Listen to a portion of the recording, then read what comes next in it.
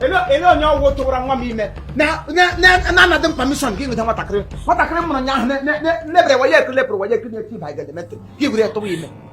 Hello, no. It's who? You now. Did what? No, you're the one. That did what now? You. I'm pregnant. You're the one. Young welcome. Don't even try to play prank on me. If you play prank on me, don't give me that look. You put my daughter in a family way, and you are here asking her who did what. Does she look like a baby to you? Or does she look like somebody who don't know who sleep with her?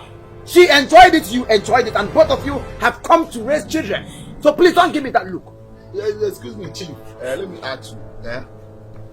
Ask this your daughter if she knows me. Imo Comedy. You go match now, madam. You don't talk against madam.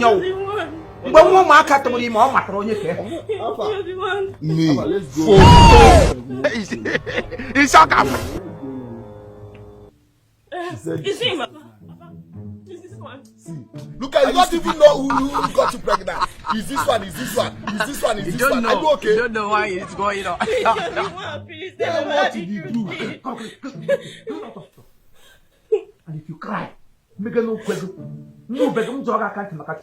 See, Chief, this is how they do. Otaka is that guy in a village. Yes. Come here, I know now. Did you know you? Oh my I God. know you, what is your name? I don't even know her name. You will pregnant. Are you stupid? Otaka is people have fight kitama. Jeno ubuda ni nena. Do buda na say twin share. They share one. Come on, get away from here. Get out of this place. Chief Biko, I'm begging you. Please. Take your daughter out from here. It's okay. You have another brother. Please. Don't do this for me, please. Another brother. What do the matter about? She really has. Over there, go back. Get to my custom to ready. More time now. This papa is you. Because he was here go for him. More than a to you don't know who impregnated you. Get to you back and get to that. No, what can who is you? When your like a friend is you. Then Tiagasa. I don't want my you take my kids to Tagaka coffee and get to go to